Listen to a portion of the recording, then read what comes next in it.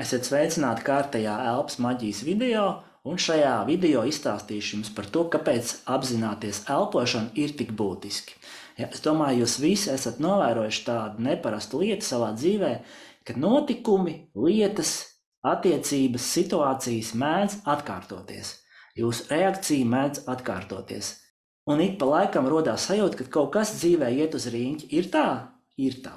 Tas ir tāpēc, ka mēs dzīvojam neapzināti. Ja? Mūsu prāts, mūsu karmas mūs virza noteiktā virzienā, un ja mēs dzīvojam neapzināti, tad mēs nonākam tajās pašās situācijās, risinam tos pašus konfliktus un kāpjam uz tiem pašiem grābekļiem. Ko darīt?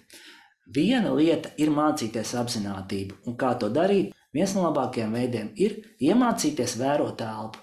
Tu pamēģiniet 3 reizes dienā, vienreiz no rīta, vienreiz pa dienu un vienreiz vakarā. Uz 5 minūtēm vienkārši pavērot ieelpas, izelpas, sekot elpai ar uzmanību, ar apzinātību, ar vērību. Ja? Tas būs labs apzinātības treniņš, padarīs elpu dziļāku, padarīs jūs mierīgākus, padarīs jūs arī meditatīvākus.